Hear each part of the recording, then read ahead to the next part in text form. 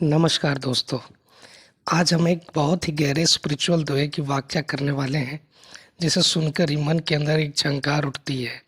दोहा है, जब मैं था तो हरि नहीं, और जब हरि है तो मैं नहीं। सिंपल शब्दों में इसका मतलब है, जब तक मैं यानी अहंकार मौजूद है तब तक भगवान हरि परमात्मा का अनुभव नहीं हो सकता, और जब परमात्मा का अनुभव हो जाता है तब मैं यानी ईगो डिसॉल्व हो जाता है।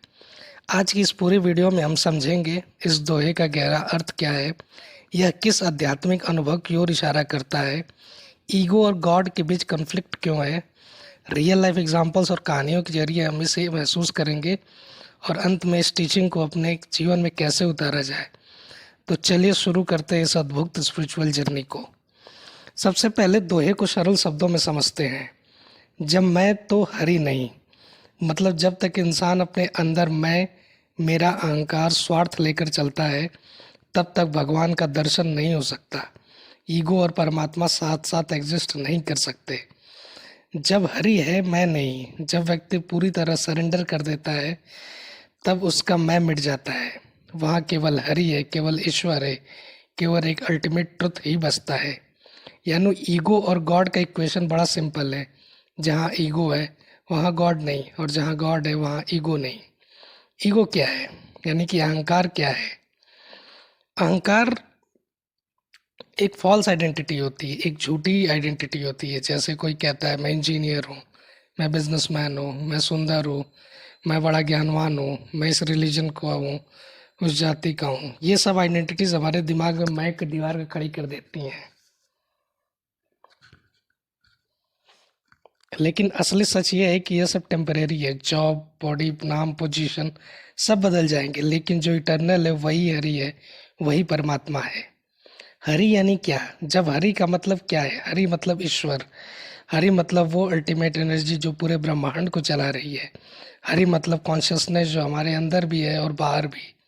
हरि हरि का मतलब वो जो डिवाइन प्रेजेंस जो हर जगह है, पेड़ में, पानी में, इंसान और साइलेंस में। तो जब ये दोहा कहता है जब हरि है तो मैं नहीं, तो इसका अर्थ यह है जब इंसान उस डिवाइन को महसूस करता है तब अहंकार अपने आप ही मिट जाता है। ईगो और भगवान एक साथ क्यों नहीं हो सकते, यानी कि अहंकार और भगवान एक साथ क्यों नहीं हो सकते? मान लीजिए आपके दिल में पहले से एक बड़ा पत्थर रखा है और आप उसमें पानी भरना चाहते हैं। पॉसिबल है? नहीं। ठीक उसी तरह जब दिल में मैं का पत्थर रखा है तो परमात्मा का अनुभव कैसे होगा? ईगो हमेशा सेपरेशन पैदा करता है। अहंकार कहता है मैं अलग हूँ, मैं स्पेशल हूँ, मैं दूसरों से बेहतर हूँ।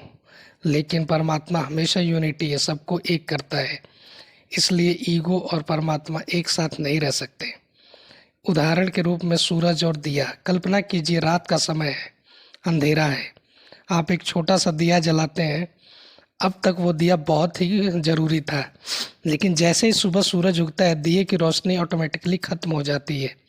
ठीक वैसे ही जब तक इंसान को परमात्मा का अनुभव नहीं होता तब तक उसका अहंकार बड़ा चमकता है, लेकिन जैसे ही हरि का सूरज भीतर उगता है अहंकार अपने आप बुझ जाता है।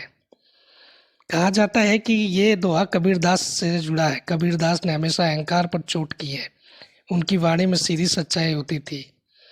कबीर कहते थे, माया मरी न मन मरा, मरे अहंकार, आशा तृष्णा न मरी, कह गए दास कबीर।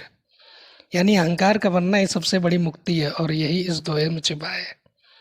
तो आइए इसका हम एक साइकोलॉजिकल एस्पेक्ट भी देखते हैं, यानी कि मनोवैज्ञानिक दृष्टि से इसका क्या मतलब है। अगर हम साइकोलॉजी में देखो तो ईगो एक मेंटल कंस्ट्रक्ट है। ईगो हमें एक पहचान देता है, लेकिन यही आइडेंटिटी हमें सेपरेशन भी देती है।